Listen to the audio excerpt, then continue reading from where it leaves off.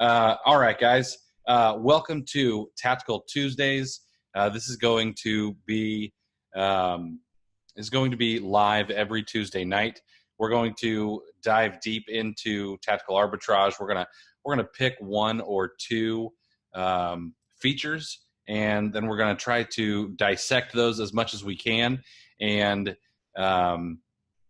really dig into the meat and potatoes of tactical arbitrage, how to best use it, and then we want to answer everybody's questions, make sure that everybody can take what we learn here and apply it in the next hour or 2 hours and actually go away with something tangible to be able to practice and try and become profitable at home.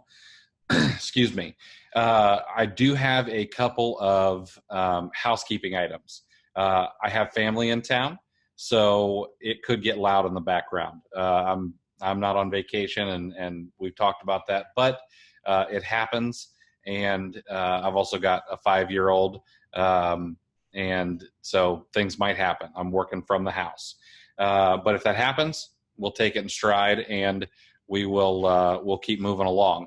I do want to make sure that you bring your questions. Don't be afraid. If you're in the Zoom webinar, you can ask in the Q&A, and only I will see that. If you're on Facebook, you can ask on Facebook, and I will make sure to keep an eye on that as well. Matter of fact, I'm going to move that chat over so I can take a look. Don't be afraid. There is no such thing as a stupid question. I don't look down on any questions. I want to be able to help as much as possible, and I want to make sure that that you're able to take something away from this as much as you can. Now, the other thing is for those of you who are here live, I am going to be giving away, I think I said 2 Tactical Arbitrage t-shirts, and I'm going to give away 2 lifetime copies of Rev ROI. So if you have Rev ROI now and you're paying for it, you can stop. And if you do not have Rev ROI, then I will make sure that you get a copy for yourself. But I think that's about it. Let me go and open up my Facebook page so I can make sure we see any questions coming in there. And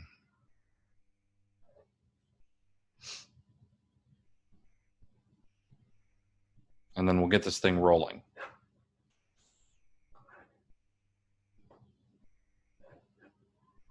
All right, perfect.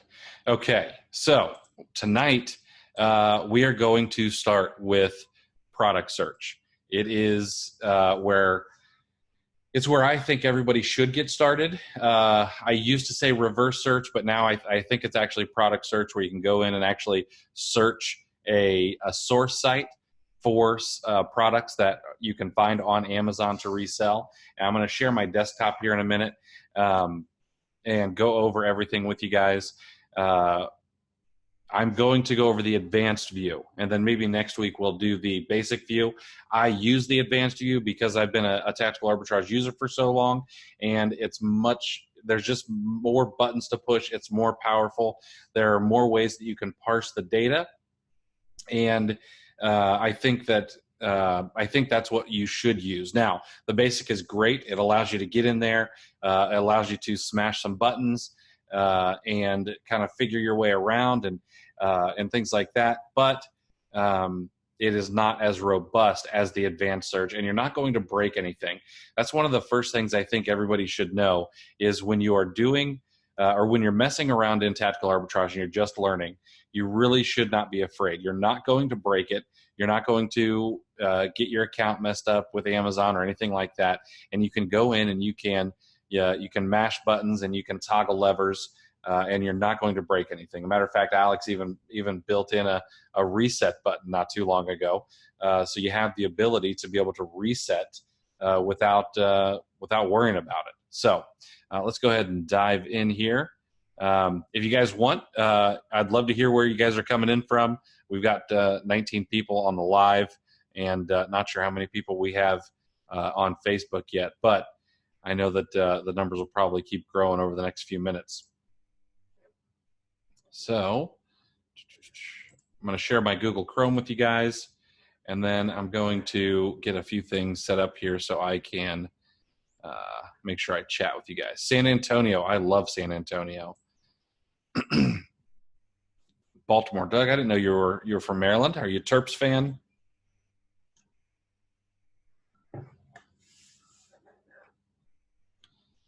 All right, Will. Columbus. That's my hometown, man. My piece of my heart's still back there in Columbus. Houston. Holland. The Tulip Festival in Holland is gorgeous.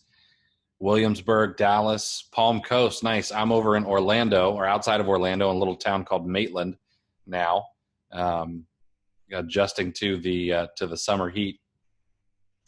Okay, so what you guys should be seeing is my Tactical Arbitrage advanced product search page. Now, this is after your dashboard, okay? Your dashboard is what you're going to see when you open up Tactical Arbitrage. But product search is right here. It's the very first one on the left-hand sidebar here, okay? Product search is going to be where everything kind of starts from. You're going to be able to come in here and search websites with Tactical Arbitrage against products on Amazon. Now, you're going to have the option to look at UPC sites only.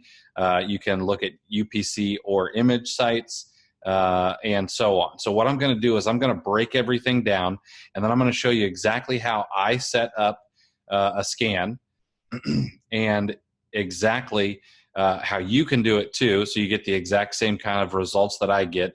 And I'm going to go and show what I'm looking for when I'm actually looking through the data as well. So, Groveland, Florida, nice. We've got a lot of Florida people in here. That's great. So, product search. One of the things that I see quite often in product search is this UPC sites and products only will pop up.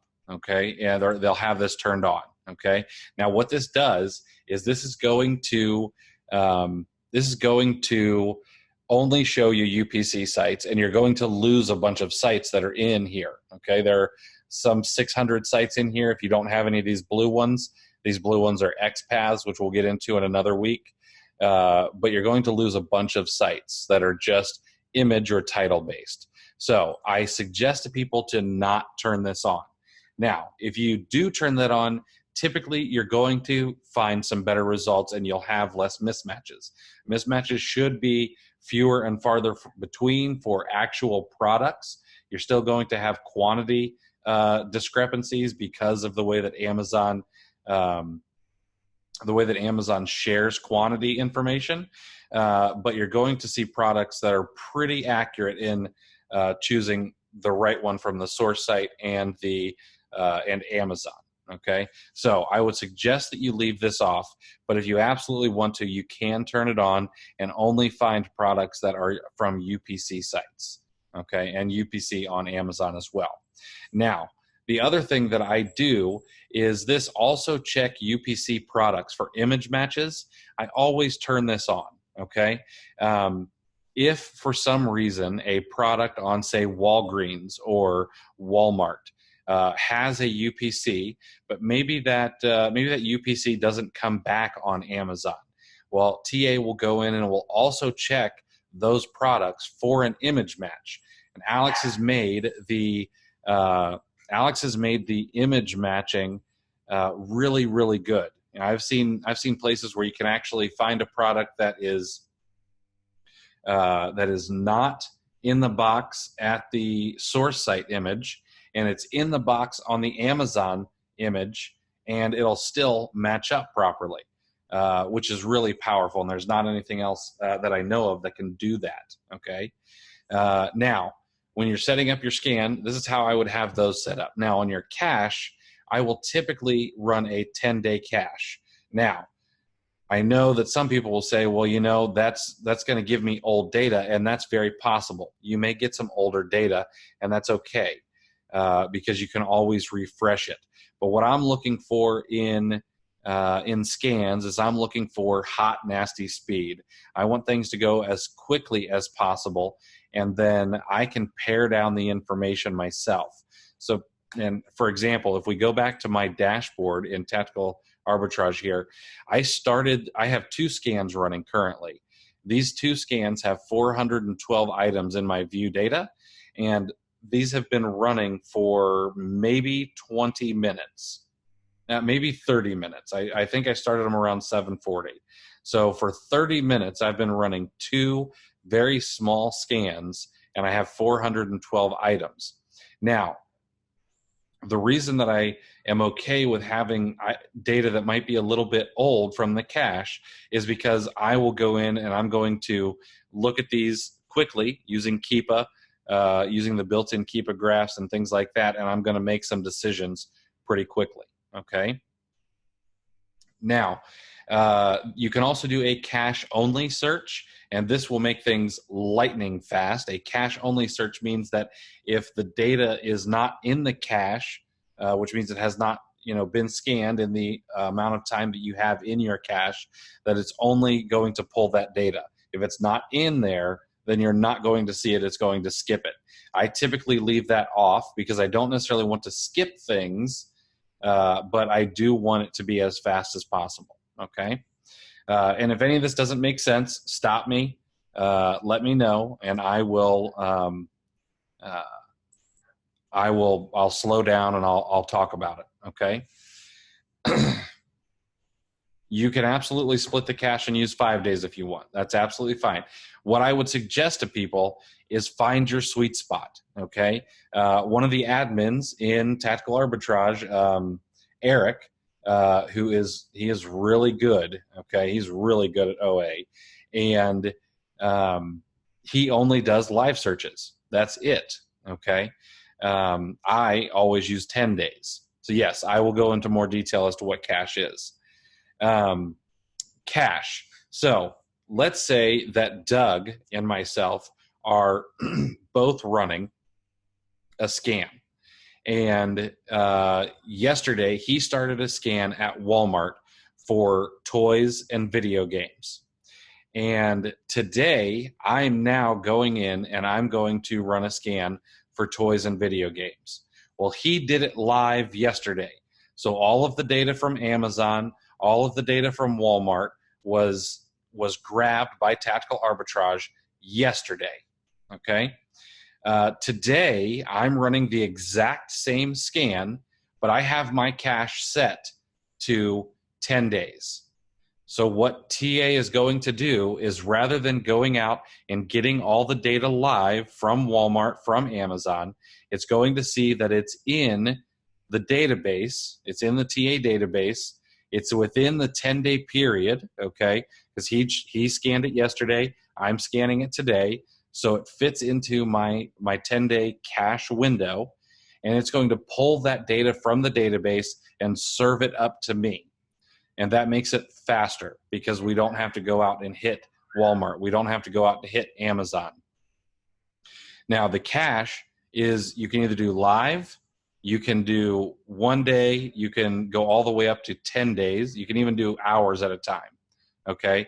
I choose 10, and I'm okay with that. Prices do change. Amazon price changes.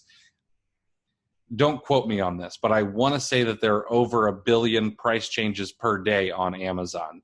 And of course, that could be one product changing price 50 times or one product changing price 150 times. But over the whole catalog, I believe there are over 1 billion price changes per day.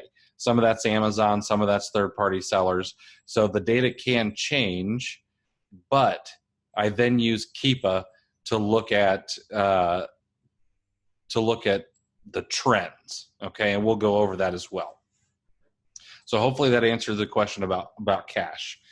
Cache allows us to make things faster by pulling from a database rather than hitting the websites live. You can hit, yes, your version of TA only goes up to 5 days. There are 2 versions of TA. There is the classic version, which is what I'm on, okay? I go up to 10 days. I'm able to get 10 simultaneous scans. But to be able to lower the price of TA, to make it more palatable to newer users, you get 7 simultaneous scans and you get a 5-day cache. Okay, but that's the only difference. You get a little smaller cache, you get a couple fewer scans, but you get a cheaper price than what I have to pay. Okay. Okay. So when you delete a product that's a mismatch, is this just on your end or does it go into the TA database? So it used to be that when you marked an item as a mismatch, that it would go out and it would change that for the entire database. But there were a couple of bad actors, and there were just a couple. We were only able to find 1 or 2, or Alex, I didn't do it, but only able to find 1 or 2 people who might have been hiding some things from others by marking them as mismatches. So Alex released all of the mismatches back into the wild, and if you now mark something as a mismatch, it only helps you. It goes right into, if you go to this view data, you go to your matches. We'll open this up in another tab. Excuse me. You go into your matches, and you can either match quantities, which you'll see here in this drop down. You have a quantity match. You can also have mismatches here. And then you can also have any edited ASINs that you may have edited. Okay, so you can use those for whatever you want, and then if later on, if you want to, you can actually come back in, and if you want to go to a mismatch and maybe you made a mistake or anything like that, you can actually delete this from your mismatch and it'll go back out into the wild. Okay. So like this one here, if I was wrong and this was actually a match, you can see that this is a travel size from Ulta and a 0.33 ounce at Amazon, which doesn't seem like a big difference, but this one is like 0.10 ounce. So I marked this as a mismatch because I was seeing it come up quite often. Now, if I wanted to, I could go and delete it from here, and the next time I go scan Ulta, if that product comes up, it'll actually show for me. Okay, back to product search.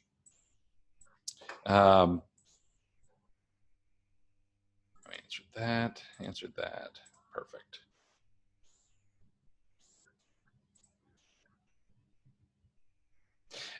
Kenneth has a question about wholesale.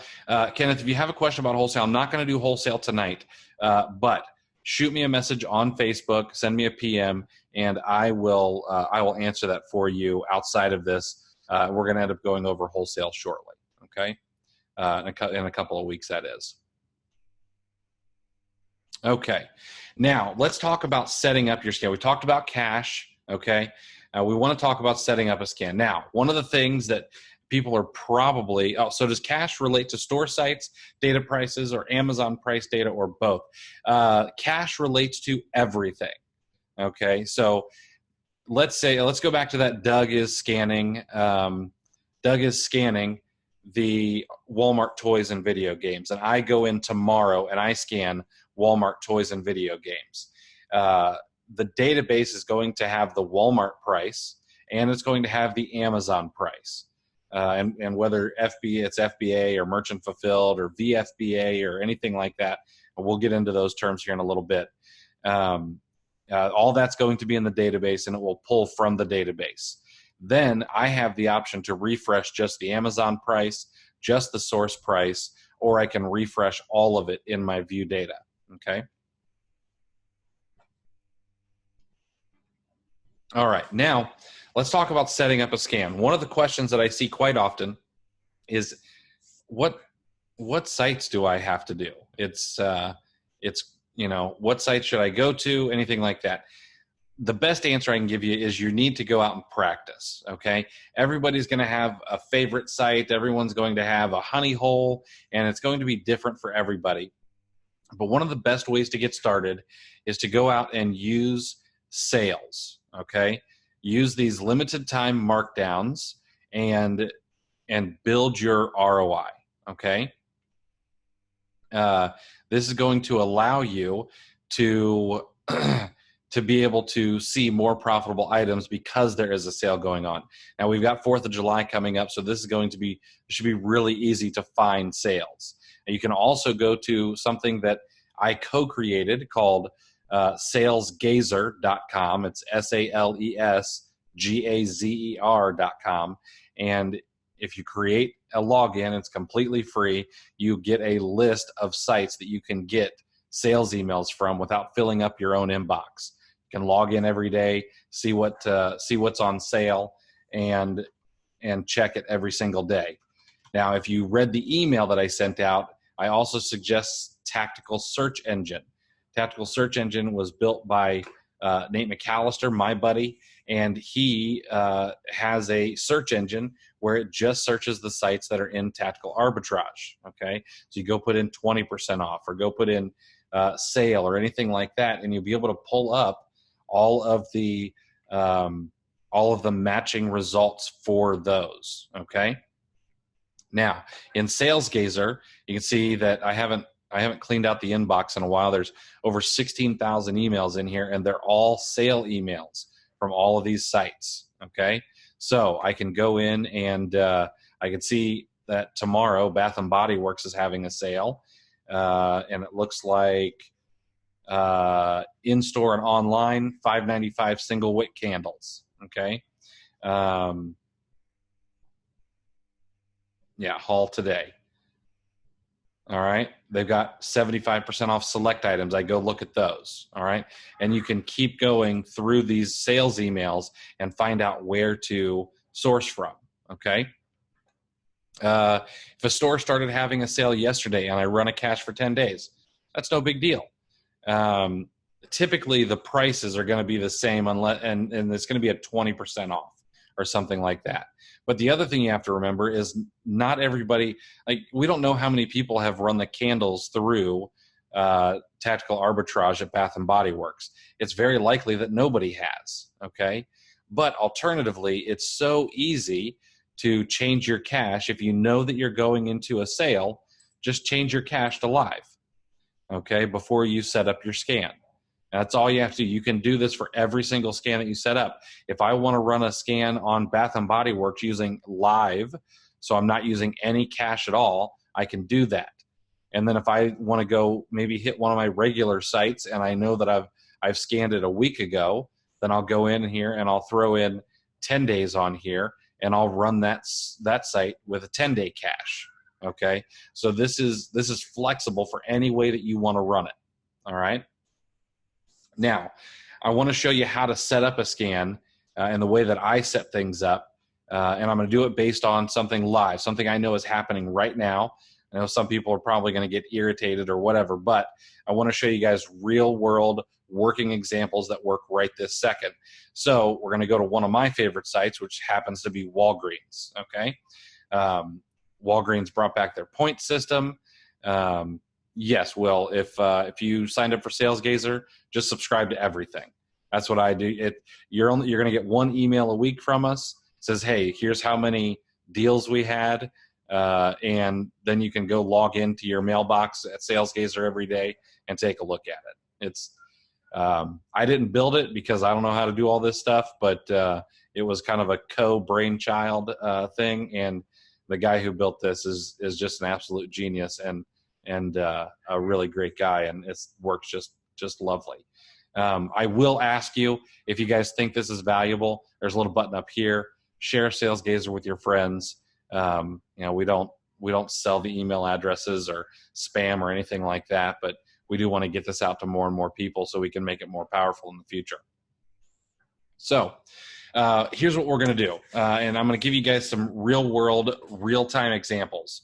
We're going to go with Walgreens. Walgreens happens to be one of my favorite sites. They've brought back their point system, so it's a little bit more powerful than it used to be. And I mean, I can buy things, for just pennies on the dollar a lot of times. Now, at Walgreens right now, there are some sales. Vitamins and supplements are these ones here are buy one, get one free. And oral care is buy two, get the third free. Okay.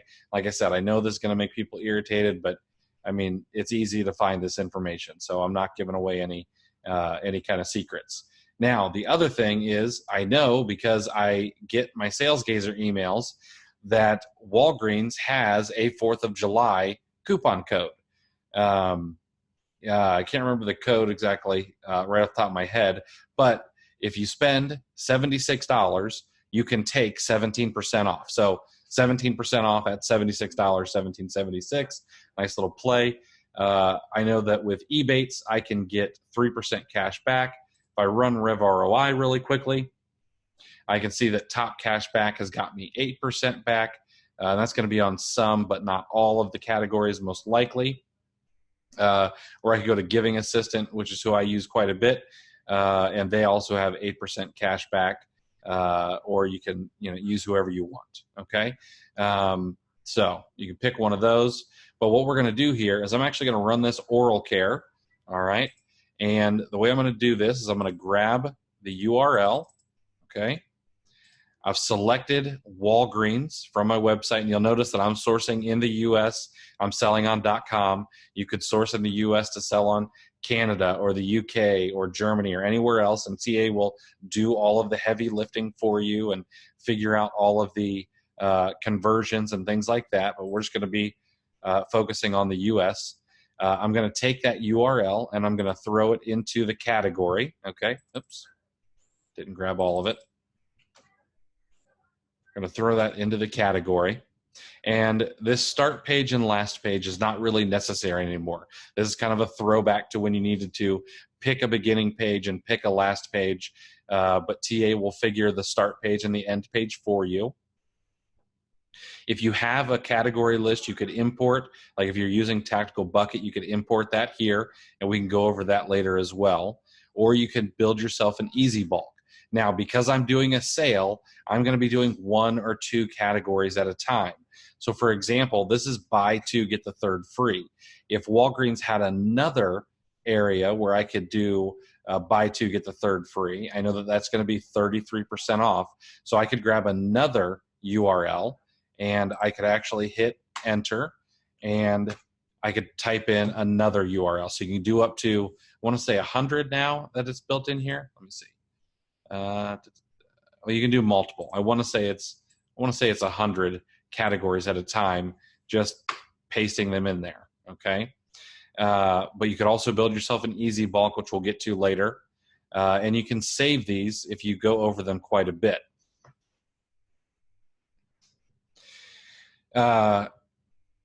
You also can use saved filters. We'll go over saved filters another time. I don't use these very often because I like to make sure I can change things. But then you can also name your search. Now, I would suggest that you take just an extra minute and name your searches. It'll make it easier to be able to find it later on, be able to see what the search was all about. So for this particular search, I'm going to name it Walgreens or WAGS. If you've been in the Amazon business for a while, WAGS is always what people have called Walgreens. And I know this is buy 2, get 1 free. Plus, I'm going to have a 17% discount in here as well. Okay. And then sometimes I'll go over here and I'll even put, if it's just a single category, I'll put oral care. That way I know what I'm getting into. Okay. And I know exactly what kind of filters I've put on here. All right.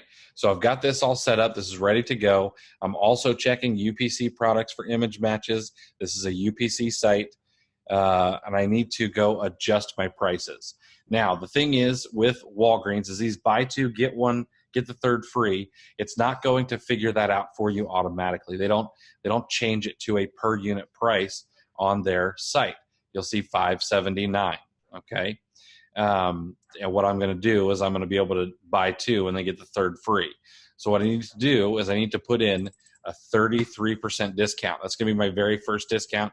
It's going to happen automatically when I go and put things in the cart. But then I know, well, if I can spend $76 on one order, I'm going to get a 17% discount on top of that. So I'm going to add my 17% discount in here as well. Okay. So it's not going to give you, what would that be? That would be, what, 50% there? It's not going to be an actual 50% discount. It's going to be close, but it's not going to be an actual 50% discount because you get that 33, and then after the 33, you're going to get 17% off that 33% cost. Now, some people will also add in their cash back. Now, I consider cash back a bonus, so I don't add cash back in here and then once a quarter or once a month or once a week, depending on which cash back company you're using. I just get it as a little bit of a bonus. It goes into my P&L statement as income. But if you want to figure that into your ROI, you can. I would not count on it, but you can do that if you want, okay? Now, with Walgreens, I have not figured out how to get them to not charge me sales tax, even though I have a sales tax permit in the state of Florida. So I do get charged 7% state sales tax here in Florida. You want to change that to whatever your personal state sales tax is, or if you're using a prep center in a tax-free state, you can, of course, leave that blank, okay? So I'm going to set that up. This is all I set up here. I make sure I have my sales. I make sure I have my state sales tax if I have to do that, and that's it. Now, this set fixed price per item, that's going to be, you see it a lot more in the UK than you do in the US. You'll see items where it's buy 3 for $33. And so we know that everything is $11. That's it. So you're not going to really use that a lot in the US, but you may see those. They have those sales a lot at, I think, starts with a T. I don't know. It's a UK site. Starts with a T or something. Now, after that, here is the part that gets really counterintuitive. I will go and I'll help someone with their tactical arbitrage account, and I will see that in the remove, they have got sales ranks filled in, and they might be at, I don't want to see anything over 100,000. The current sales ranks over 100,000. And I don't want to see anything if there's less than 50 sales per month. And I don't want to see anything if the number of sellers is less than 3 and more than 12. And I don't want to see any third-party results or oversized. I don't want to see any out-of-stock products. I don't want to see it if Amazon sells it. And I see all of these things checked, and you're going to be getting rid of a ton of stuff. There are a couple of reasons not to do this. Number one, if you're using the sales ranks, those are going to be this could be your current sales ranks, could be the average sales ranks. If you're going to use this, I would implore you to use the average sales ranks rather than the current. Sales rank is a snapshot in time. It is not something that is stagnant and just stays. It does change. So if you can get an average sales rank over time, you're going to be able to see more of a trend for that product than you are going to be able to if you just look at the current sales rank. Okay. Now, personally, I'm going to leave this blank. I'm going to leave it at nothing. Okay. Remove if estimated sales is less than. This TA does have one of the most powerful sales estimators, in my opinion. So what I do here is I typically do the number 5. Okay. Remove if estimated sales is less than 5. That's going to give me a really nice wide berth on sales ranks, and then I can go in and look at the Keepa chart on my own. If you really want to see some things that are out of stock and bring them back in stock, leave that blank too. You might see a whole lot. You might get a whole lot of results to go through, and it might scare you, but you can always use your on-page results to be able to sort through those and filter them around and look at them, okay? Now, if you're removing the number of sellers, you're also going to limit yourself, especially with Q4 coming up. There are times when I'll hop on a toy that's got 400, 500 other sellers, but the price is so high and it's selling so fast that I will just take my cut. And if I can send in 10 or 20 or 50 or how many ever, and I know that those are going to sell so fast, I will take my cut. And I don't necessarily want to care about the number of sellers. One of the things that you'll do when you care too much about the number of sellers is you will You'll care more about the number of sellers rather than the number of competitive sellers. We have to remember that if there's 50 sellers on an item, only 5 or 7 may be actually competing for the buy box. The rest of them could be merchant fulfilled, or they could be priced so high waiting for everyone else to sell out, or heck, they may just not know what they're doing as an Amazon seller, and you don't necessarily want to stay away from those products. So while I do love that this feature was added, I would suggest that you don't go too crazy with it. Now, remove third-party sellers from results. I'm okay with that. If you're on Walmart or Kmart, Sears is already built in, or if you're on Rakuten or some of these other sites that offer third-party sellers and you don't want to see results from them, I totally understand. I've ordered things from third-party sellers on Walmart, and I normally get garbage. It's just crap, okay? So I completely understand that one. If you're removing oversized products, you're removing oversized profits. Some of the things that I've sold in the past that have made me the most money have been oversized items. And I will be the first to admit they are an absolute pain in the backside to prep, pack, and ship to Amazon. But when you're making $75 or $100 or $150 a unit on some of these really large items, it feels pretty good that you took 10 minutes to Frankenbox the item and send it off to Amazon. So I would, unless there's some weird reason that you cannot, prep, pack, and ship something that's the size of an office water cooler, I would never remove oversized products from your results. Now, the same goes for out-of-stock products.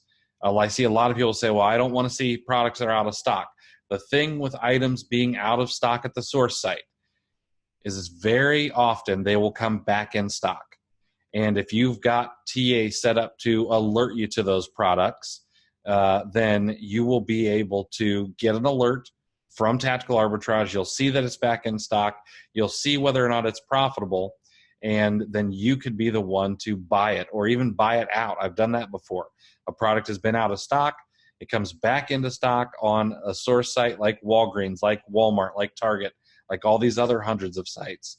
I get the notification that's back in stock. I go and I buy all 10 or 20 that they've come back in stock on, and then it's out of stock again. That tends to happen over and over again. We can set up in-stock alert, or we'll talk about in-stock alerts in the view data. It's in your, actually, we'll do that next week when we go over settings. It's all in your settings, and I've got some videos on it. It's really easy to do, but I can't take you guys into my settings tonight, or I'll show everybody my my seller ID, and I didn't set it up for that tonight. But I will make a note of that, Will, and we'll make sure to go over that. Okay, let's see. Remove if Amazon contains no weight or size data. This one is very tempting, okay? As you start to look at the Amazon catalog more often, you're going to notice times when it's likely a drop shipper or somebody who's shipping from overseas has set up a listing and they leave out the weight or they leave out the size data, and Amazon just doesn't have it. Now, this makes TA have to go out and guesstimate the size and the weight. That means it uses a pound and it uses a 12 by 12 by 12 box as the size of the product. And this is fine. And I think this is going to get better because Amazon is currently trying to clean up the catalog with some gusto, okay? Forcing shoe sizes and weights and unit counts to all be put in there a little bit more stringently. And so I think this is going to kind of go by the wayside. It doesn't mean that the data is going to be accurate. It just means it's going to be there. Okay, so some people don't want to see them if there's no weight or size data. I do, because I can make that data correct, and then I may have a profitable product that a lot of other people have skipped over. And then lastly, the thing that I'll see is remove if Amazon is also a seller and now in stock. I know it's tempting to not sell against Amazon. They may or may not share the buy box and so on. I would suggest that you at least look at them. Now, I'll be honest, I typically don't sell against Amazon. However, if I find something that maybe is going to make 100% ROI, or maybe, if I can buy something for $5, I'm going to make $5. I'm going to make $10 on it. It's very possible that I might go up against Amazon, especially if I can see in the Keepa history that Amazon is sharing the buy box even occasionally. And as long as there's some room for me to bring the price down, if I have to follow Amazon, then I might go ahead and go up against Amazon. Now, let's talk about some of these other remove filters. You can remove if the number of reviews is less than X. Removing if the number of reviews is less than is fine, but you're going to miss out on some newer to market products or products that just don't get reviewed very often. Like, I'll be honest, if I go and I buy a pack of socks on Amazon, it doesn't matter how much I love the socks, I'm just not going to review them. It's just not going to. Nothing is going to be life-changing enough for me to review the socks. And you're going to see other products like that are either newer to market or just don't get reviews because they're just staples, and people don't say awesome things about the baking flour they purchased. Okay, so I would suggest that you leave this blank.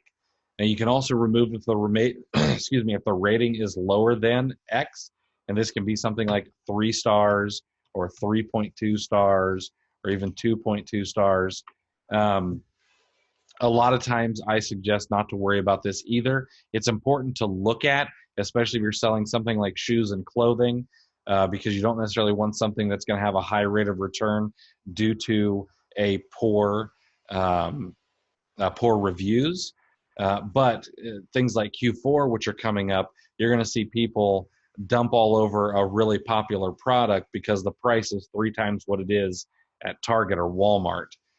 Because they don't understand supply and demand, okay?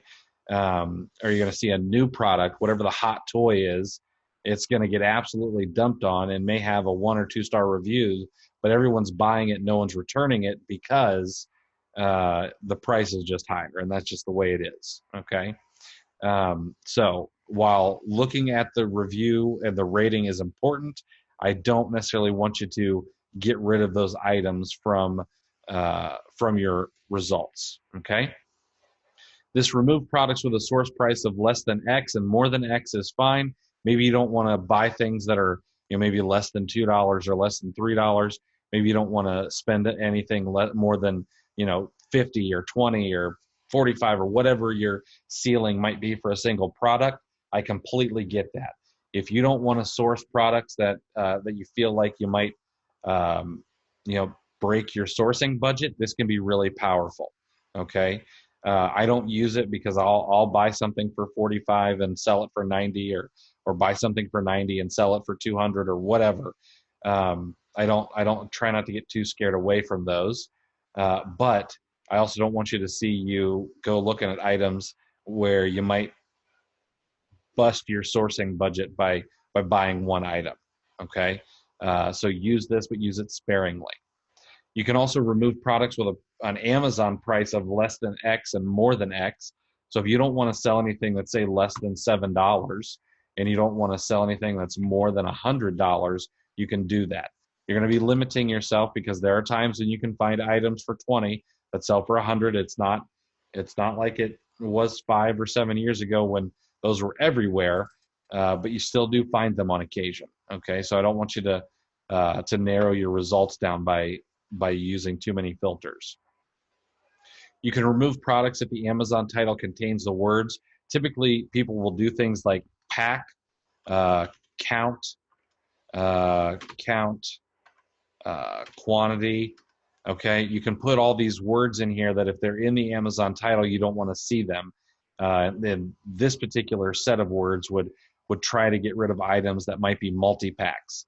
There's money in multi-packs, so I would urge you not to get too crazy with the words that are in titles. Okay, you can remove products containing the brand. Now, I would suggest that you go into your settings, and if there are any brands that you cannot sell, put them in there. But if you know that your searching oral care and you know for sure that you cannot sell Oral B, for example, you could put Oral B in there. And you also probably want to do Oral B and uh, maybe one other variation. Okay. If you know that you can't sell Colgate, put Colgate in there. Okay. But don't get too crazy with those because every now and again, you're going to find something that you can sell, even though you may not have been able to sell it before. And the other thing is the reason I actually like to see items that I might be restricted on brand wise is because I'll go in and I will request to be able to sell that item.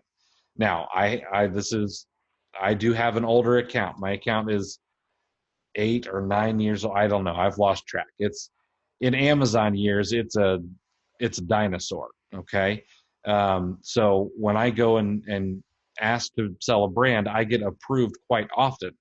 But what you'll find is that over time, as long as you keep at it and you keep your nose clean, you keep your account clean, and you keep selling, is these brands will start becoming ungated to you, and you'll get more and more. Okay, things will open up. That's a good idea. If you're excluding word exclusions for wholesale lists, that's a good idea. uh, Now, remove product if the Amazon buy box is not at least X times the store price. Um, this was added because a user specifically asked for it. Um, Chris Green, the OG of everything arbitrage, used to tell people that you need to use a 3 times rule. When you're getting started, if you can buy it for $5, you need to be able to sell it for 3 times what you paid for it.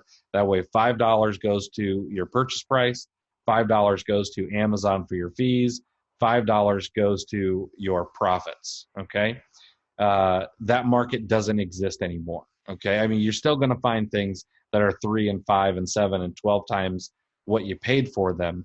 But if you're running a business like this and you're trying to scale and you're trying to sell items at a faster rate, buying things at 3 times the store price is just not possible anymore. You're gonna be willing to take a 20 or 30% return on your investment if it moves fast.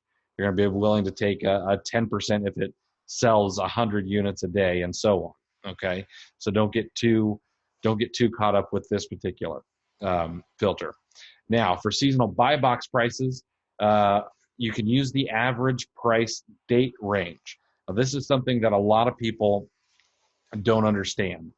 What this will do is when you're going out and you're doing a search, this will actually compare your buy cost to an average price over a date. Now, you can do this a couple of different ways. Let's say that you want to source products that have a 10 to 20 or 10 or 20% ROI, but you want your current buy price to be compared to the last 30 days selling price on Amazon. This way you're comparing the buy price to more of a trending price. Okay, you can use it for that. So it'll help you compare the buy price to a trending price. You can also use this for seasons. Now we've got back to school season coming up. So let's say that I'm going into an office supply store on TA and I'm looking at the binders and notebooks and so on. Well, a lot of the stuff is not going to be profitable right now, but we know that the demand curve is going to start spiking pretty soon for these items. Excuse me. The demand curve is going to start spiking pretty soon for all these back to school items, just like they did around this time last year. Okay, so what we can do is we can go in here in a custom range, and we can choose the dates of last year. Let's say we want to do um, July, I don't know, 15th. Okay, that custom range. All right, so we want to do July 15th. All right, to September. Oops. September the 1st of 2018. Okay. So this is going to compare our current buy price against the price from July 15th to September the 1st of last year. And this can allow us to look at what a product should do or has done historically compared to what our current buy price is. Now, I suggest that you do this with caution and only after you have some reps under your belt. Okay. The reason being is that past performance does not indicate what something will do in the future. We can make some good guesses. We know that around textbook season, the textbooks are going to sell more. They're going to sell for higher prices. We know that typically back to school season, we're going to see items that go up in price because it's getting either late to back to school or there's so much demand. And we know that toys in Q4, the prices tend to go up because the demand outstrips the supply. All right. But it's not guaranteed. So I don't want you to go and gamble on products based on last year's performance, but you do have this ability. I know a lot of people that use this to compare prices over the last 30 or 90 days, but I also know some people who will look at things like back to school and Easter and so on to be able to compare those trends over time. Okay, so that's what that's there for. Now, we've gone through all the removes. The rest of them get a little bit easier. Source titles, honestly, don't use these. These were here to remove words from source titles or add words to source titles before searching on Amazon. So let's say that, for example, if you're searching 511 tactical gear, it may not have 511 on the source site. So before I search it on Amazon, I want to add 511 to it. Okay. It's not something that is really needed anymore because of the power of the image match algorithm and the title match algorithm. Will's got jokes, man. I'm gonna have to bring you on live. Okay, now your costs and fees. Your costs and fees are important because if you're using a prep center, you're going to have prep fees. You could have bundle fees. You're going to have your cost per pound to ship to Amazon, and you're going to have a cost to prep oversized products. Okay, you want to make sure that these are in here correctly. You know exactly what they are. The reason being is you need these added so that you can make sure that your fees are coming out properly. You're actually buying things that are profitable. Okay. Now, we happen to prep and ship from our house, so we don't use a prep center any longer. I do add in a little bit for bundles because we've got supplies and packaging costs. And then I use currently 75 cents per pound for partnered carrier shipping. That used to be 50 cents per pound, but I've raised it because you do have dimensional weight and it's mandatory now. There's no getting around it. Okay, so I'm typically getting less than that, but I do like to overestimate. So make sure that if you're using a prep center or if you have employees, you do know your cost to prep per product so you can put it in here and make sure that you are sourcing profitably on the front end, okay, and not missing any of these. But these are all easy to understand. This is your cost to prep for standard, oversize, for bundles, and then your cost per pound to ship to Amazon. And this is always an approximation, but 75 cents is probably a pretty good number to use unless you're getting a lot of split shipments, or if you're doing LTL, then it should be a heck of a lot lower than that.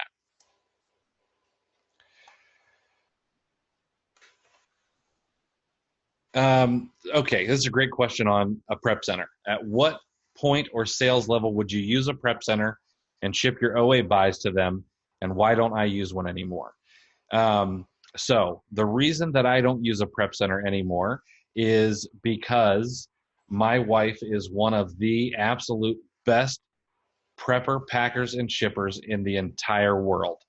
I would put her up against just about any warehouse employee, and I think she might beat them. She also really actually enjoys it. It's adult Tetris to her. And we have some fun doing it together every now and again when we're putting together a big shipment. But typically, my wife enjoys getting that stuff out there, and she's really, really good at it. Now, at what point should you use a prep center? The earlier, the better.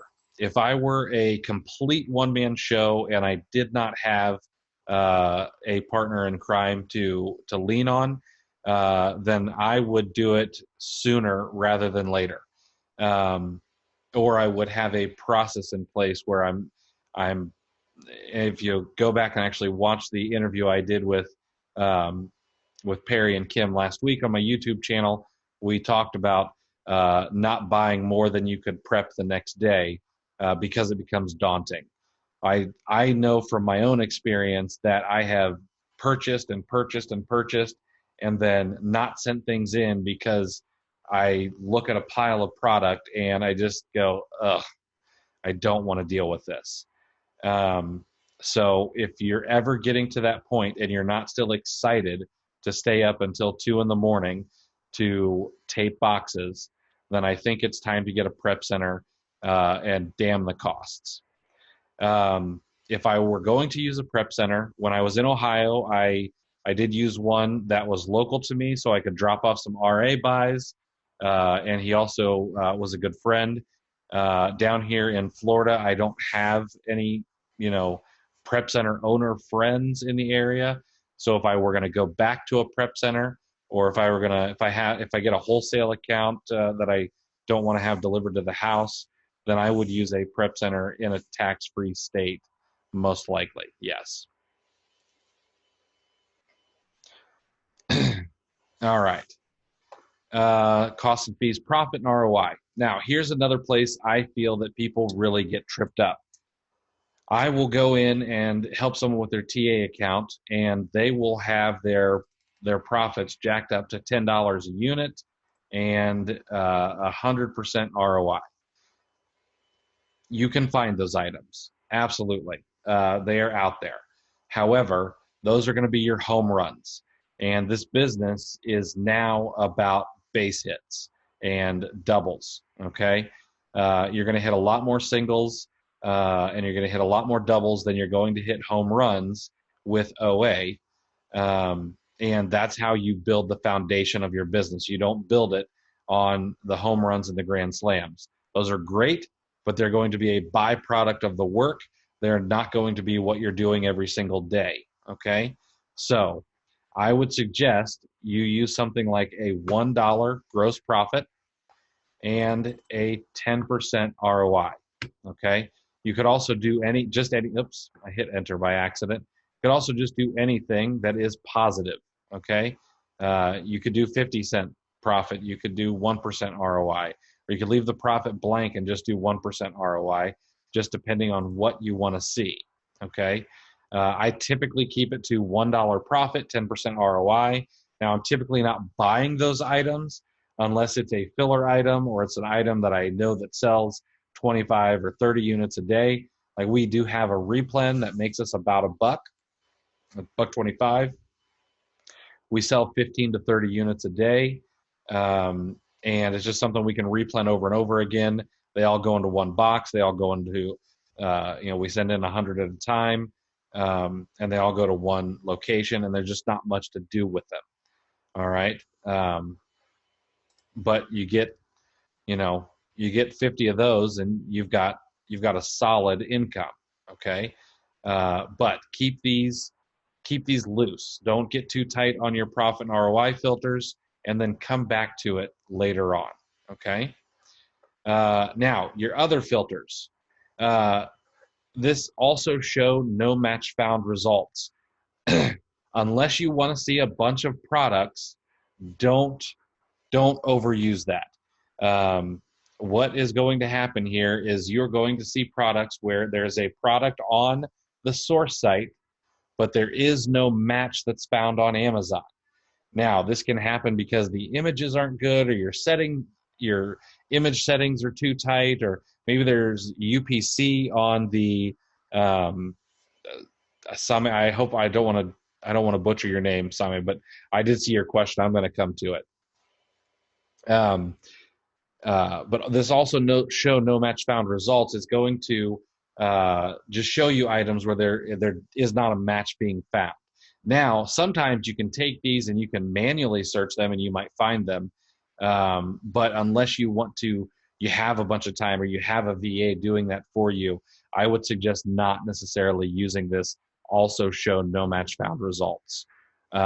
Same goes with show only no match found results. If you've got a VA or you got a team of VAs who can go in and do some manual OA for you, I wouldn't suggest using this very much, if at all. Okay. What I would suggest is also show Amazon out of stock results. Now, the reason I suggest this is if something is out of stock on Amazon, but you can pick it up for a decent price and you can see that it has sold in the past profitably on Amazon, and you can be the one to bring it back to market, you're going to have the buy box. It's going to be 100% yours. Nobody else is going to have access to it, and you're going to be able to do what you want with the price. Now, within reason, it may not sell if you're priced too high. Okay, sorry guys, I need something to wet the beak just a bit. So you want to make sure that you can bring it back in at a price that is profitable for you, but also that's going to sell on Amazon. Okay, I've done this several times. We actually just did this recently with a health and beauty product. It was completely unavailable. We brought it back into stock at I think it sold for $29.99 regularly. We were able to get it for $6, and we held the buy box until other people found it and were able to also hop on the listing. But now we get to share it right around the $29 mark, which is great. So I would suggest you use this, also show Amazon out of stock results. I would not use the show only Amazon out of stock results. It's not as good, but it's there if you only want to bring things back. Now, the last thing before you get a search started is, unless you're doing a sale, if you're looking for replens or you're searching for toys in Q4, always have on the also show reverse search results of more sources at UPC sites and title and image sites. What this is going to do is this is going to take your single search, your Walgreens search, and it's now going to expand it to all 600 sites on TA. So if Walgreens has a product and Target has it and Walmart has it, and all three of them fit your criteria, then you're going to get to see all three of them. And maybe Target is a better price than Walgreens, or Walmart is a better price than Target, and you can find it cheaper somewhere else. The other thing is let's say that it's out of stock at Walgreens and you wouldn't see it at Walgreens, but your reverse search now shows you that you can get it over at herbspro.com. And you now have the opportunity to see that where you would not have seen it before. So I would suggest turning those on unless you're doing a sale. Okay, if you're doing a sale, then I would just keep it on what you're working on. Okay, so I want to make sure that all makes sense. Carrie, the YouTube channel, my YouTube channel name is just my name. It's Christopher Grant. If you search something like Tactical Arbitrage Chris Grant or Rev ROI or anything like that, I should pop up somewhere. You'll see my mug. You're not able to delete any saved search names that you don't use. I'm not sure that I 100% understand what you mean. Is it in if you mean in your search manager, then that would be something we need to take care of in support. I'll need to go in and look at your username and all that kind of stuff. But message me and we'll take a look, and I'm sure we can get that all figured out. Okay, so that is how we get searches up and running. Okay, that is what I would do. It takes a long time to explain, but this all becomes very second nature once you do it 3, 4, 5 times. Okay, and we're hitting the hour mark, so I'm going to go through some results I'm going to show you how I have my view data set up. And then we'll call it for this week. And next week, I'm hoping I'll get some more questions. I'll get some people who write in and tell me what they want to learn about, and we'll go over this all over again with another set of features. Okay. So before we go too much further, is there any questions or anything that anybody has before we go look at view data?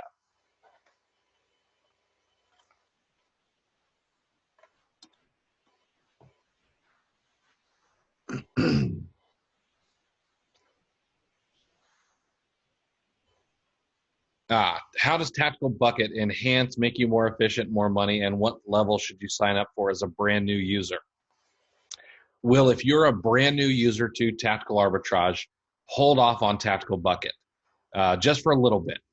Tactical Bucket is amazing, but I would not tell you to use it until you have all the features down pat, okay? Make sure you can use everything that TA gives you organically, and then start adding things. So one of the things in the product search that you'll see is you're going to see all these little blue sites here, okay? These blue sites are not sites that are in Tactical Arbitrage natively, and that's okay. The free version is fine. These are all these sites come from Tactical Bucket, okay? And these are sites that only people with Tactical Bucket can get a hold of, okay? Then in the reverse search, which we'll get to probably next week, you can go in and you can grab ASINs in bulk from Tactical Bucket. And you can also, if you have the Tactical Bucket extension installed, you can sync your XPaths. You can also import discounts. And these are all some higher level things we'll go over. But master TA first, and then Tactical Bucket is going to kind of pump TA full of steroids, okay? When you grab, let's see, how do I take off pre-owned or used when it's not included in the store title? That one's tough, man. Places like GameStop and eBay, first of all, I wouldn't suggest sourcing from eBay, at least not from Joe Blow, okay? If you buy something on eBay from me, it's going to be a legit item. The problem is you're not going to know that. You're not going to know where my chain of custody is, okay? Now, if you want to source on eBay, you're going to want to source from places like Adidas and Best Buy and RIP Toys R Us, but Toys R Us, and now GameStop. GameStop is the other thing. They don't have a way to pull out that used or new data, so you just got to take it all and go through it manually. Now, the other thing with GameStop is notorious for you buying a new game and then them shipping you a used game, okay? It's so bad that I wouldn't even do it. I wouldn't even buy from GameStop unless you're going in the store and buying from GameStop. Some of their collectibles are fine. Some of their collectible toys are fine online, but I would never source video games unless I could hold it in my hand.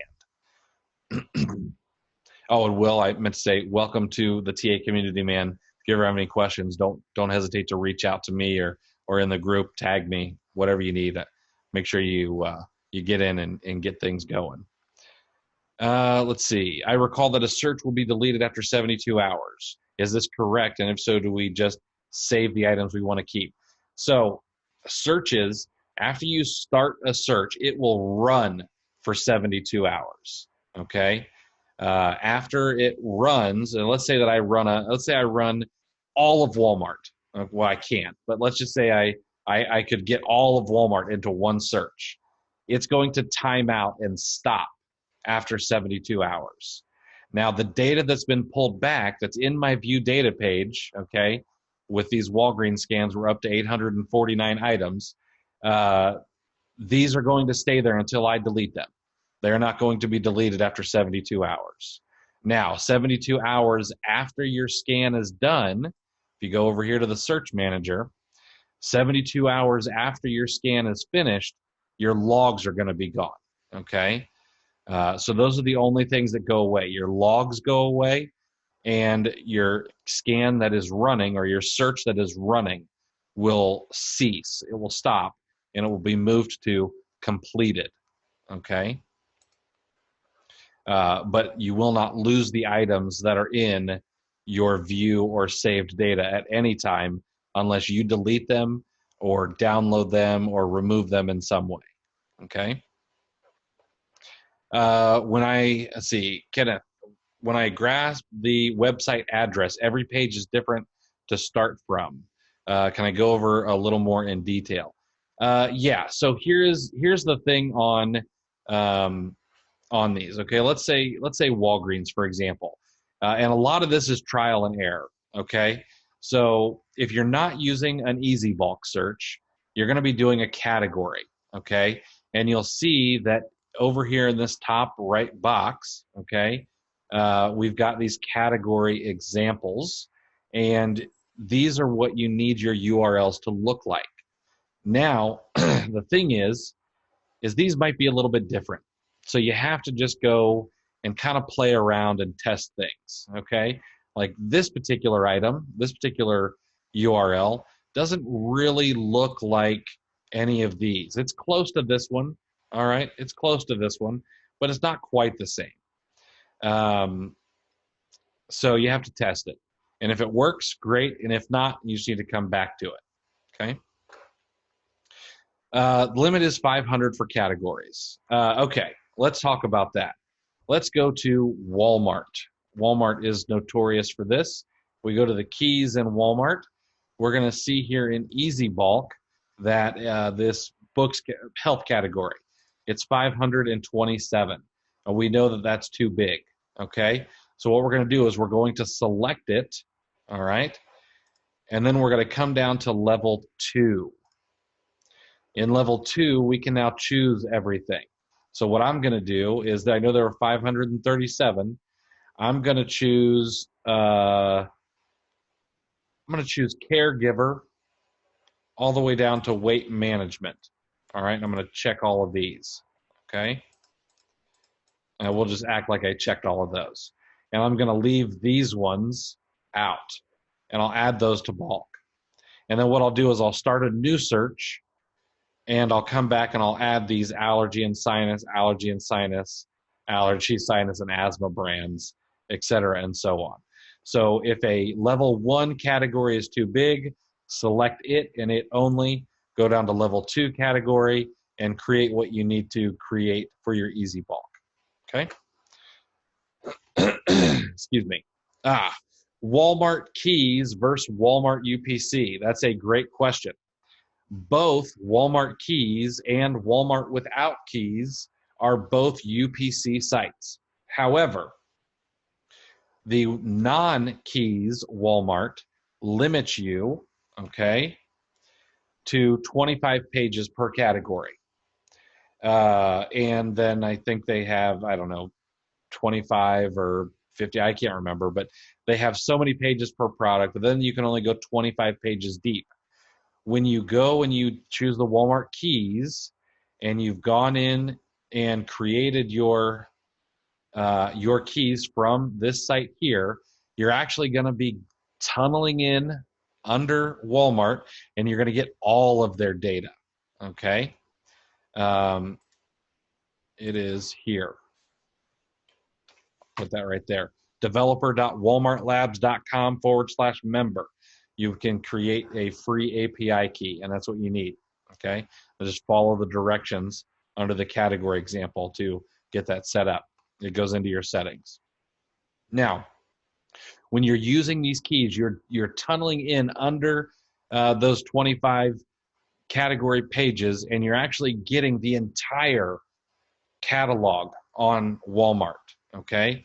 So let's say that you're going to look at race or remote control cars on Walmart, and you're going to get 25 pages of results. But because I'm going to go look at remote control cars with my keys, I'm actually going to get 250 pages of results because I can see everything, or TA can see everything, not just the stuff that Walmart lets you see on their website, okay? Walmart has the second biggest catalog on the internet after Amazon. Amazon has, I can't remember. I have the numbers in my sales rank sheet, but Amazon's got hundreds of millions of products on the US catalog, and Walmart is right behind it with like 80 million products. Okay. We cannot look at all of them without using their API. So I would go in there, get those put in. It's very helpful. How do we search for an item if we're looking for a general name? I don't know what you mean by general name. Be a little bit more specific for me, and I can answer that question.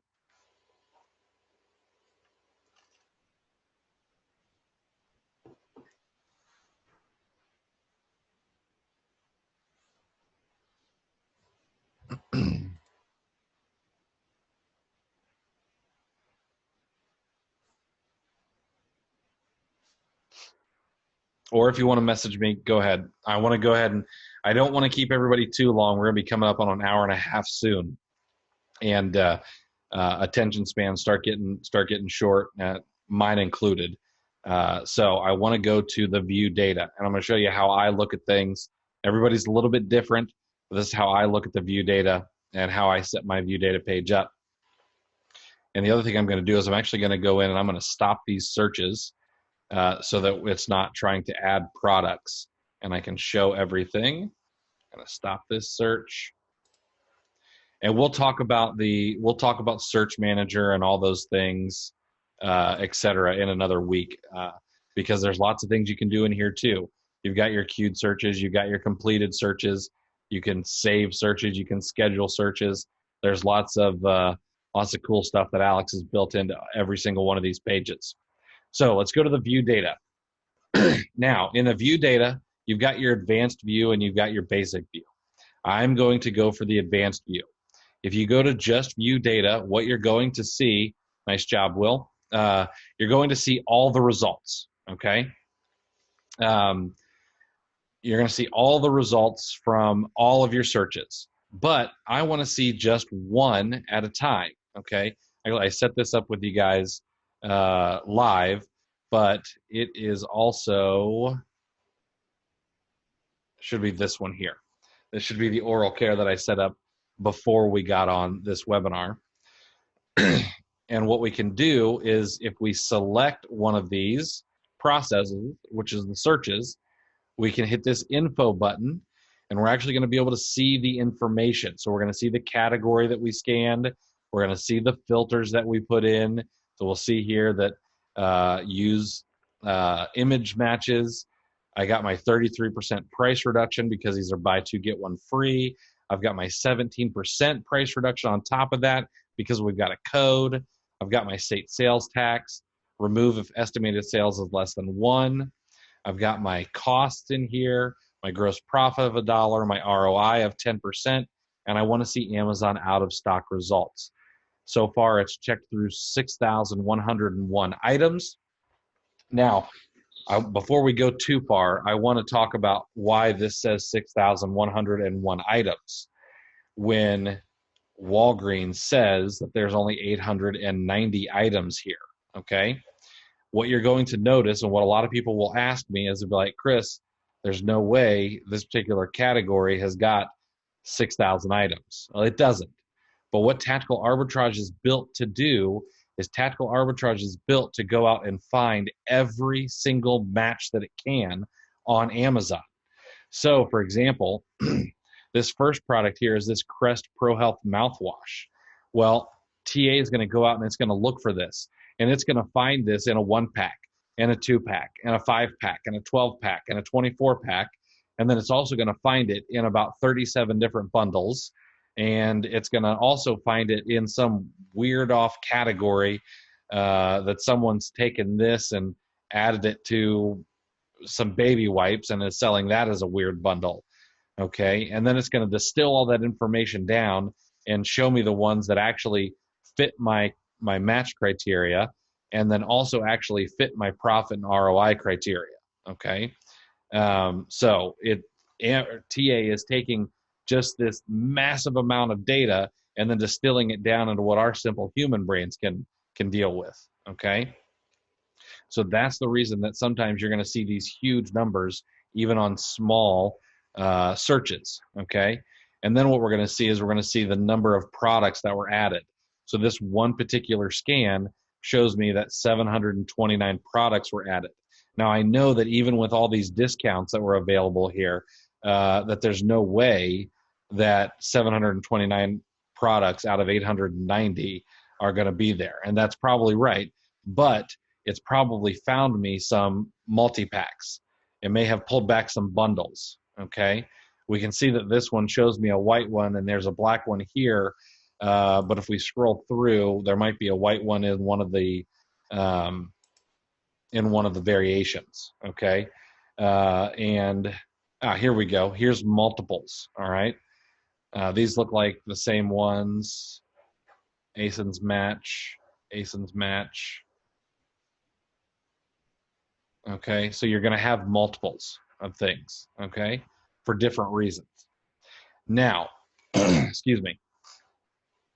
The other thing that you're going to see is you are going to see, and people get confused on this, is how do I, or why am I only seeing 729 when there's 879 items?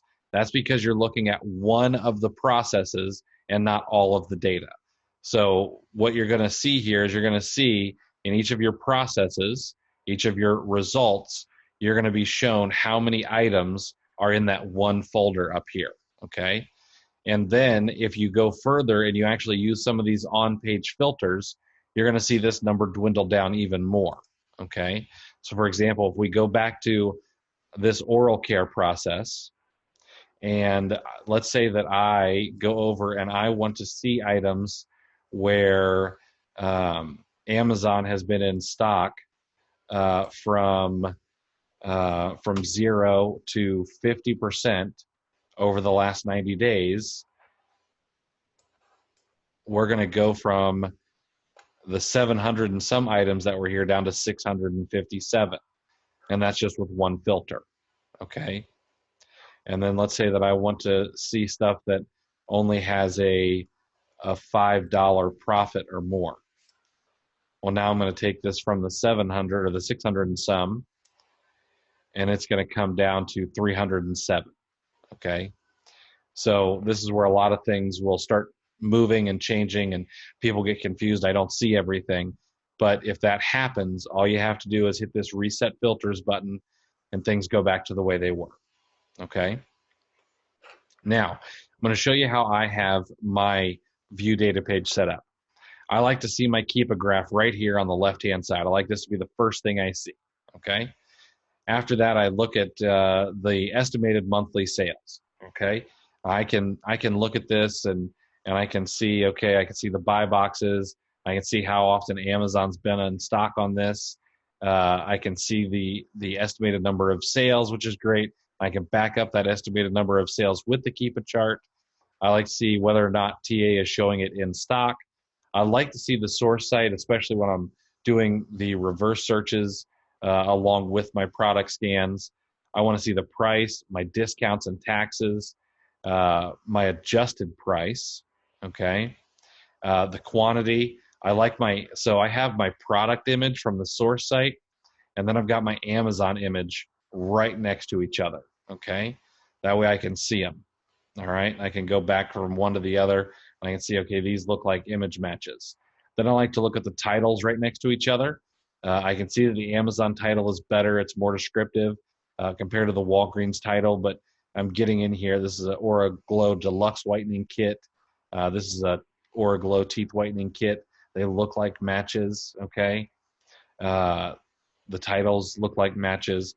I like to look at my brand. The reason I look at my brand is because I've got IP alert installed, so I can see whether or not there's a potential IP problem with the brand.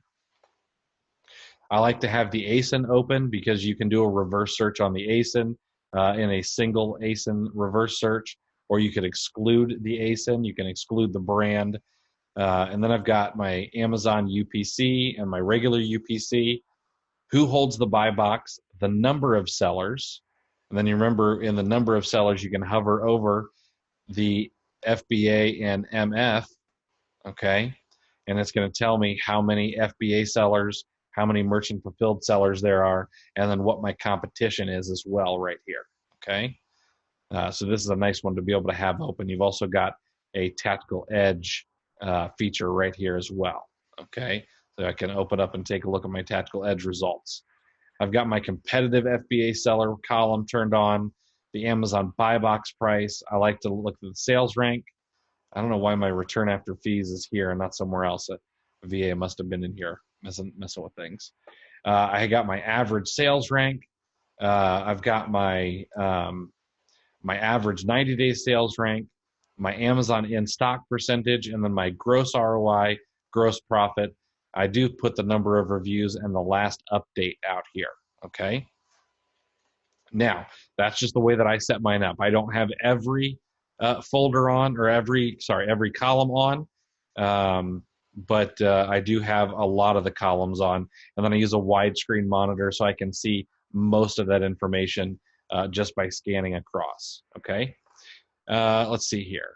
Ashley, let me answer some questions, then we'll go in and we'll dig into some of these products and what I would choose to look deeper into and what I just get rid of, okay? How do we search by a product name and not the ASIN or UPC?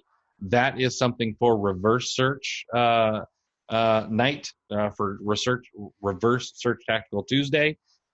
We may make that next week, but in the meantime, feel free to message me and I will give you some pointers there, okay? Jay, how are you analyzing the monthly sales estimates and number of competitors in Tactical Edge? Are monthly sales estimates accurate to make a decision to buy?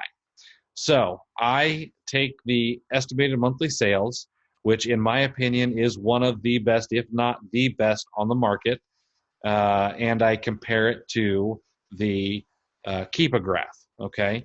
I look at the Keepa graph both in Tactical Arbitrage and on the product page. I do pay the extra 17 bucks a month to Keepa to get a hold of their data on the product page and look there as well. There's a lot of other things that it can do, and we may go do a deep dive into Keepa one night as well, just for fun. But I match up the estimated monthly sales, excuse me, with the Keepa charts and make sure that they make sense together, okay? Estimated monthly sales across any platform, whether it's Viral Launch, Jungle Scout, FBA Toolkit, Tactical Arbitrage, they are estimates based on algorithms. Excuse me. And algorithms they're not always right because this is using data that fluctuates. And Amazon doesn't let us know, well, rank 1,000 in toys means that it's selling 100 per day. The other thing that's really interesting about sales rank is not only not a linear, it's just a snapshot in time, but the other thing is that sales rank is in relation to other items. So let's say that something ranked 100 in toys right now is actually ranked 110 in toys tomorrow, okay? It may not have actually slowed down in sales velocity, even though it's got a worse rank, okay? The thing is that other toys in the same category may be selling faster, and it's pushing the sales rank up of an item that has been absolutely flat. And the reverse happens as well, okay? If an entire category slows down, the sales rank of an item can slow down, okay, in relation to other items in its category, and the sales rank may go down even though it's not selling as much as it was before. So sales rank is really interesting in how they figure that all out. But the easiest thing is if you see it dipping and diving and moving, then it's selling, okay? And sales estimates are about as accurate as they can be. But you need to read a Keepa chart, okay? Are you able to share, export, email your column view setup? No, but that's a really good idea. I will ask Alex when he gets back from vacation if he can add that. You can save them. There is a filter man, or I'm sorry, you don't want to filter man. You can actually save them, okay? So the way that I have this set up right now, I'm going to save this as Chris's awesome columns, okay? And I'm going to go ahead and save that. All right. So if I went in and I decided to, let's save that. If I go in, I decided to move my product image over here, then I can come back into my filter manager and be like, hey, I really would like to see Chris's awesome columns, apply, and it will move my product image back. Okay, well, it should. I probably have to refresh. But it'll end up moving my product columns back. Okay. However, exporting and sharing those would be really nice. I must have screwed something up. But anyway, exporting and sharing those would be a really good idea. I'll do that. Carrie, thank you. Thank you for saying that. What is competitive range from the buy box? So, competitive range from the buy box. Sorry, where were you seeing that? Competitive FBA sellers. Competitive range from the buy box. Sorry. I set that and forget it, never change it. So this competitive range from the buy box, this is going to change this number of competitive FBA sellers. The competitive range from the buy box is a percentage. So this is going to show me in this competitive FBA sellers how many FBA sellers are within 5% of the buy box. Okay. If I change this to 2%, then these numbers will change and it'll tell me how many FBA sellers are within 2% of the buy box. I typically choose 5% because we're doing OA, and typically we're going to come across other OA and RA people, and they're not going to have 100 in stock. Okay. This particular item here, I'm actually, this is a private label item. Okay, so that's not a good example. But let's look at this particular item here. This item is sold by Amazon, so it's not a great one. There's 2 sellers within the competitive buy box range. But what we're going to see over here on Tactical Edge is that Amazon's going to have 999, or they're going to be capped out. And then the other sellers are going to have 5, 10, or 2, or 8. Okay, so we can see 12 is how many this H&J Home and Office has. Amazon's showing 1,000, and then these other ones are showing 8 and 2 and 13 and 29 and so on. Okay.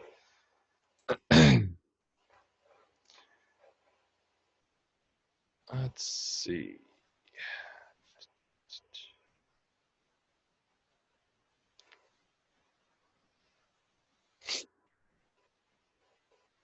Okay, how do I sort my columns when I'm deciding to source and buy? So typically, I will actually come up here and I might filter some things first, okay? So typically I might look at, I'm like, I want to look at everything that has a $5 profit or more. And I want to look at things that have a 20% ROI or better, all right? So I'm going to look at some stuff that I really want to see first. And that gets me down to 331 items. Now, at 10 items per page, I could probably get through these 331 items in 30 to 60 minutes, depending on how much secondary information I need to go through. So like this one here, I can see that it's a private label product. There's one seller, Oraglow. This looks like a PL product. If we open it up, it probably is a PL product, and they happen to get themselves in the store. That's great. This Oral-B product, I'm probably not gonna go after it. It's Amazon's on it all the time, and typically I'm looking for things where Amazon is not in stock most of the time, which means I might go back and say, you know what, I want to see items where Amazon is in stock from 0 to, let's say, 60% over the last 90 days. Okay, so now I've got 3 of these on here. All right, now I've got 3 filters. I'm down to 295 items. Now I'm going to start going through, and I'm going to check this item here because it's probably a PL. This item here looks like it's a single, but it looks like a 12 unit here. So it didn't, Amazon does not have the correct number in the units column in the actual API. So I actually need to go in and turn this from 1 to 12. but I'm going to pass over it for now. This particular item here looks like it might be, yep, looks like a match. So this one I dig into more. I can see it's $99.99. If I get all my discounts and everything, I should get it for $61.38. I can see the price has been pretty solid on it. The sales are selling. I can see the price. The buy box has come down to $91.27. It's got a virtual FBA on it right now of 93. So this is something I'd want to dig into a little bit more. I can make 12 bucks on it. That's a little low when I'm spending 60 bucks on a unit, but I'd look into it some more, okay? Because it's selling, and there might not be any other FBA sellers, which means I might be able to bring that price back up a little bit more than that $93, okay? And I might be able to sell this for a little bit more. So that's kind of what I do. I narrow it down. I get rid of what I want. Then I put the ones that I'm going to buy into another folder. That way I can check on them later. Okay. Let's see. Does Keepa monthly sub also hide your inventory levels from other free Keepa users? I don't know, to be honest with you. I don't know if they do that. That could be an urban legend. I know that I pay for it. I honestly don't care if someone can know how much stock I have, because there's plenty of other tools outside of Keepa that will tell you. Excuse me. Let's see. Would you be able to share a list of all the recent additions to TA over the past 2 months and their advantages? I will work on that. That's not something we'll get into tonight, but I will work on that. Columns. Sort by monthly sales after you filter, sort by gross profit. Typically, I won't sort, and here's the reason, okay? If I sort by gross profit the highest first, it's probably going to give me some weird whacked out number like this one, pack of three. This may not sell very much. Yeah, I didn't think so. So it's going to give me these weird whacked out items. And yeah, I can get through them pretty quick and not see them anymore. But I also don't want to spend a bunch of time looking at these. So I'll typically just go through however it's got me set up. Or I might go through and get rid of these really quick. It just depends on the day. You know, I know that a bunch of these are not going to be any good because they're showing me $35 in profit, and that's probably just not likely on a bottle of Listerine. You know, so I don't know. Play around with it. See what you think. Sometimes I'll sort by estimated monthly sales, and I might find a winner that, you know, is selling, you know, 200 a month. And this is something a lot of people would skip over because it's got, you know, units in the title. And if this, I don't know if this will work out or not, but this could be a big winner. So, no, 5 Things Friday will be going out. I'm not taking, I'll take the 4th off. Spent $200 on fireworks today, but we're not missing 5 Things Friday this week. Going to be the Freedom Edition. All right. Q&A here. When we find an item that would be a good buy and click onto the selling website and see that it's out of stock, is that normal? Yes, it can be normal, okay? Things change quickly. If you're using cash like we talked about before, then it happens. Next week, we'll discuss setting up folders in your saved data to monitor out-of-stock items, okay? That's one of the best things you can do with out-of-stock items, unless it's a discontinued item and it's just not going to happen. But monitoring those with TA is a great way to, what I call, setting up a tickler file for leads down the road. Can you talk about the Walmart key? Can never get one when they reach out to me. I might need to send you to there's a free email service. Sometimes they don't like Gmail or Google when you get your Walmart key, and you might have to do something outside of that. But Walmart key should be pretty easy to get. Estimated monthly sales question. I see a difference from TA to Keepa of the monthly sales. So Keepa does not estimate monthly sales. And if you're looking at the number of drops on Keepa, that does not equal sales.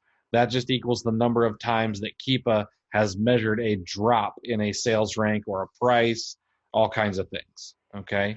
TA estimates monthly sales. Keepa will not. The only thing that you can do is estimate the quality of the estimate based on the Keepa graph. For example, let me, excuse me. We can see that this particular item is estimated to sell 3,665 units per month. Well, what we can see here is that this particular item is the price is staying very flat at $15. And we can see that, no, that can't be right. That's not $15, $48. Sorry. I don't know what this line is here for. But we can see that the sales rank here is solidly staying at around the 250 mark. And it comes up here, and then it comes back down. And then I can see that it shoots way up here. I'm guessing that it went to 1,250. They probably went out of stock for minutes or maybe a day.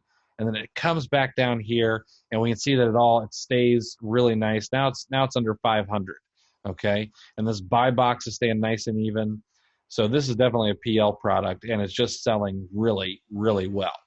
So this one, it matches that 3,665. This one here at 236, we can see that it's got really nice movement, and it's staying in between this 10,000 and 25,000, 35,000. It's doing really well as well, and this 236 is probably spot on, okay? So as long as we can match up these Keepa charts to the estimated sales, we're in the money, okay?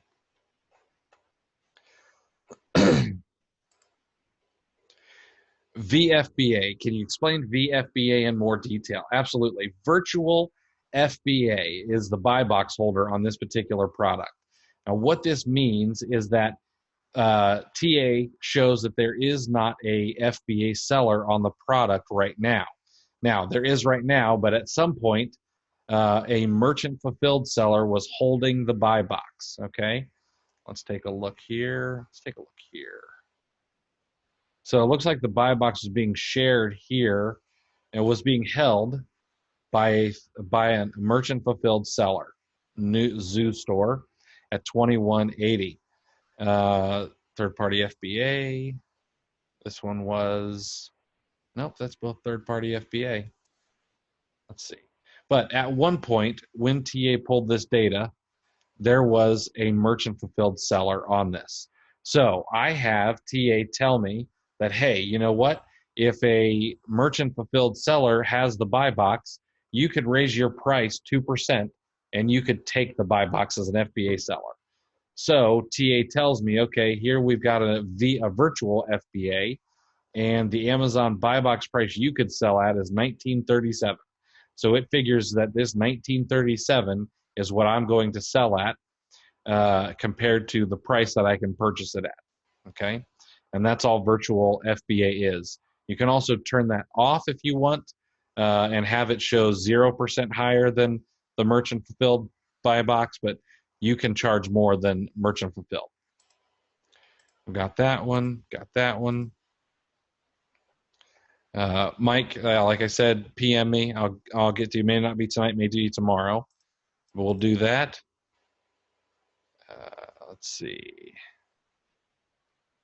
Kenneth, you have Ebates. That RevROI is an extension that I built. We're actually going to give one away tonight, so hopefully you win. Let's see. If I see an item is on Amazon, it only has one seller, but is not the brand seller, is it safe to sell? It's a great question. Let's take this one, for example, this Aura Glow. This Aura Glow is sold by Aura Glow, but let's just say that this was sold by ABC brand, okay? It's sold by ABC brand, and that's, you know, it's fulfilled by Amazon. You need to take a look at a few things. If it's got one seller only, okay, and it's never had any other sellers. Or let's say that it has one seller for a while, and then it goes up to 5 sellers, and then all of a sudden it's back down to one seller. Um, it's probably subject to IP complaints or a private label item.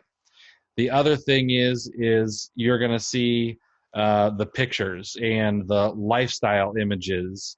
You're going to see a better built um, listing.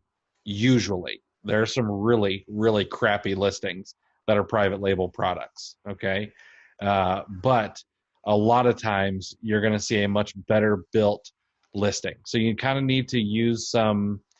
You need to use some gut sense, okay?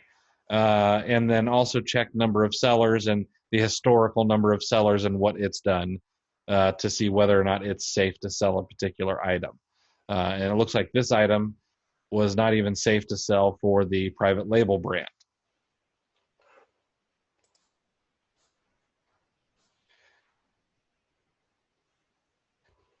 Okay, let's see.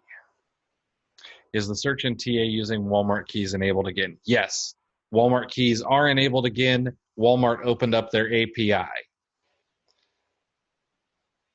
Will wants a copy of Rev ROI.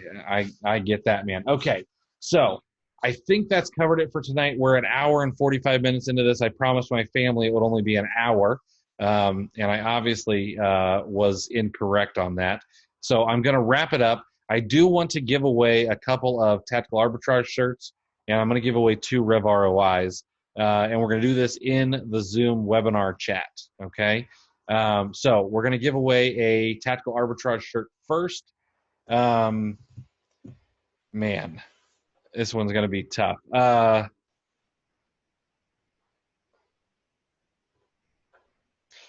tell you what. Whoever, now that's probably not fair. We're just going to do numbers between 1 and 20. I'm going to pick a number between 1 and 20. I've got it. Whoever gets it right first gets a Tactical Arbitrage shirt. 13. There it is, Doug. It was 13. Very nice. All right, Doug, private message me on Facebook, and I will get your size and your address, and we'll get that taken care of. For Rev ROI, Will, I am going to give it to you. You did ask some incredible questions, and you've got a heck of a sense of humor. And I think you're from Columbus, so we're kind of like brothers. So private message me on Facebook. I will get you a copy of Rev ROI. Um, I don't watch Game of Thrones. I watched a little bit, but I don't watch it very, very much now, and I have not seen the ending either. I do not sell the Tactical Arbitrage shirts. They are sold on Amazon through Merch by Amazon. Alex has put those up. He makes $0 on them, and they are sold at cost. And it's literally like I have 5 of them. I wear them almost every day of the week. So they're wonderful shirts. And there was someone else who asked me how I got all of the cashback sites up there. I can't remember who that was, but you're the other person who gets Rev ROI as well. So private message me. I'm going to give you guys both a copy of Rev ROI lifetime for free. It's not very expensive. It's $4.95 a month or $44 a year. And I'll get you guys both one of those. So private message me. Okay. Now, the other thing is we've got one more shirt to give away. So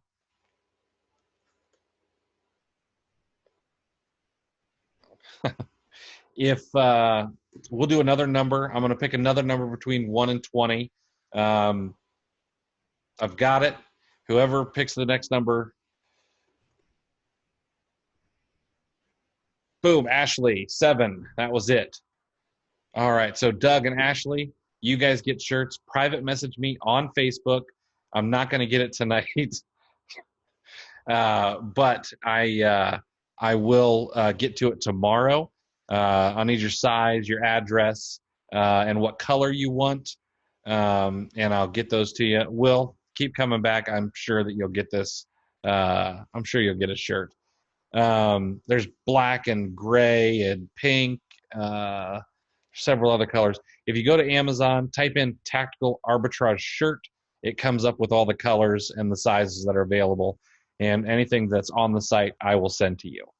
All right, guys, next week we're going to do this same time, same place, 8 o'clock, Tactical Tuesday. Tell your friends, be here. We'll go over everything, make sure we answer questions. We're going to make everybody who shows up just rock stars with Tactical Arbitrage. If you are not signed up for Tactical Arbitrage, I would ask that you use code Clear the Shelf if you decide to sign up. That's going to throw me a very small affiliate commission, which I am going to spend on more TA shirts and spending some more time with you guys. And I'm trying to make this something that is really, really helpful for everybody. So I appreciate you guys, and I will see you next Tuesday right here for Tactical Tuesday. Have a great one, guys. Good selling.